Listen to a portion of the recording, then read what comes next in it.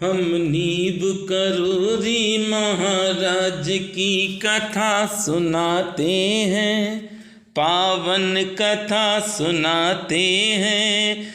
कैसे हरते हैं संकट को हम आज बताते हैं, ये बात बताते हैं। ऐसे करुणा के सागर को हम शीस नवाते हैं, हम शीस नवाते हैं। सिर नीव करोरी महाराज की कथा सुनाते हैं, पावन कथा सुनाते हैं।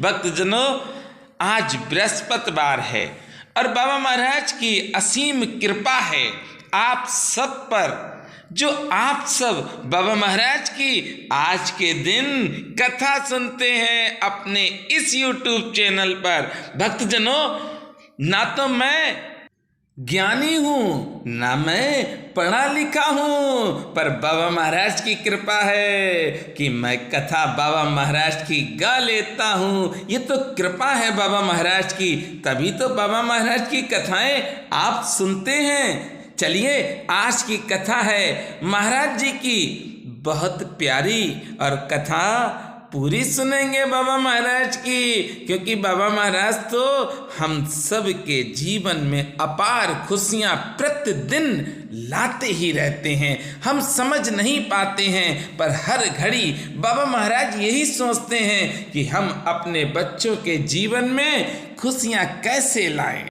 महाराज जी का कानपुर में एक मंदिर है, पनकी में। उसके संयोजक बाबा महाराज के साथ विचार विमर्श कर रहे थे। स्थापना के समय भंडारे का आयोजन होता है। संयोजक मंडल भंडारे की तैयारियों में जुटा था। भंडारे की तैयारी में बहुत बड़े भंडारे की क्षमता में नहीं आ पाए। बाबा महाराज की इच्छा थी देसी घी का भंडारा हो, लेकिन वहाँ के संयोजक वनस्पति घी डालडा ही खरीद पाए। जो प्रसाद वितरण होना था उसकी सामग्री बहुत ज़्यादा नहीं जुट पाई।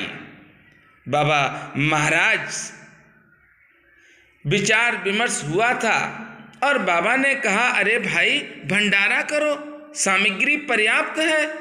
भंडारे की तैयारी शुरू हो गई। लड्डू बनने लगे, पूड़ियाँ तलने लगी।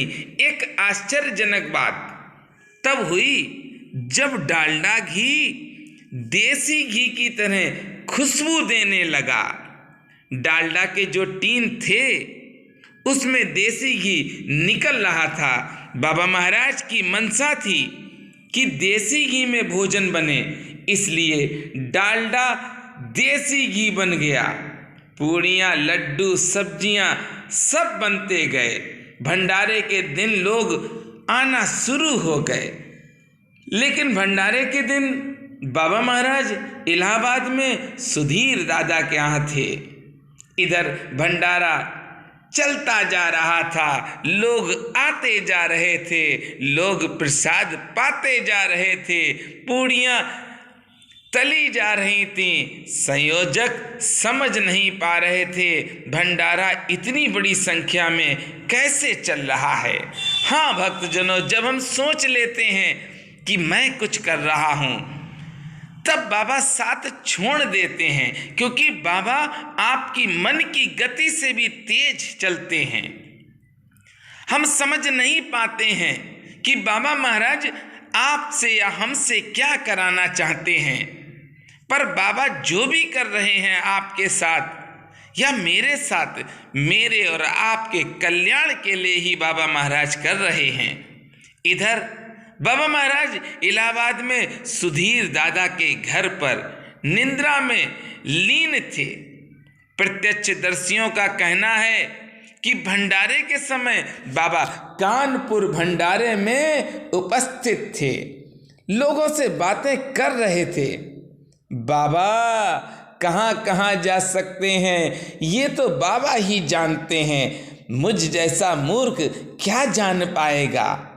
पर इतना कह सकता हूं कि बाबा महाराज को जो भक्त हृदय के पुकारता है, बाबा महाराज उसके हृदय की बात को सुनकर उस भक्त के पास पहुंच जाते हैं।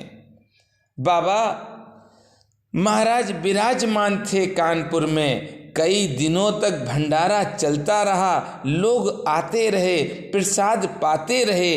जब भंडारा विश्राम ले गया तो संयोजक ने ये देखा, जितनी सामग्री हमने जुटाई थी उतने में तो एक दिन ही भंडारा चल पाता, लेकिन बाबा महाराज की कृपा से भंडारा कई दिनों तक चला। इधर बाबा इलाहाबाद में थे। जब माई उनके कमरे में आई तो बाबा ने कंबल में से हाथ निकालकर कुछ उनके हाथ पर रख दिया। जब उन्होंने हाथ में देखा तो भंडारे का प्रसाद था। परिस्थितियां विपरीत हों, लेकिन यदि इच्छा प्रबल हो तो सारे कार्य सफल हो जाते हैं। फिर से आप सुन लीजिए महाराज जी क्या कहते हैं। महाराज जी की कथाओं में क्या है, परिस्थितियां विपरीत हों, लेकिन यदि इच्छा प्रबल हो तो सारे कार्य सफल हो जाते हैं। संयोजकों की भी इच्छा थी भंडारा बृहद हो, परंतु सामग्री कम थी। लेकिन बाबा महाराज की तो इच्छा थी कि भंडारा कई दिनों तक चले। कृपा के भंडार संत श्री मेरे महाराज जी की इच्छा को कौन रोक सकता है। महाराज जी हनुमान जी महाराज हैं और वही हुआ। कई दिनों तक ये भंडारा महाराज जी की कृपा से चलता रहा और महाराज जी एक ही समय में 2 स्थानों पर थे, इलाहाबाद में भी और कानपुर में भी। भक्तजनों, बाबा महाराज की कथाएं सुनते हैं आप, बाबा महाराज से आप अपनी विनती करें और बाबा महाराज को स्वयं अपने घर पर बुलाएं। कैसे बुलाएंगे? आइए मेरे साथ आनंद में डूब जाइए। मेरी जिंदगी के दुख सारे भाग जाएंगे, बाबा मेरे आएंगे, हाँ बाबा मेरे आएंगे।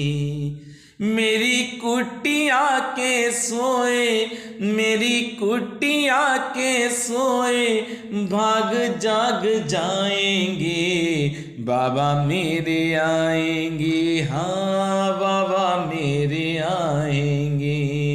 मेरी कुटिया के सोए, भाग जाग जाएंगे, बाबा मेरे आएंगे, हाँ बाबा मेरे आएंगे। और बाबा महाराज जब आ गए तो क्या करेंगे?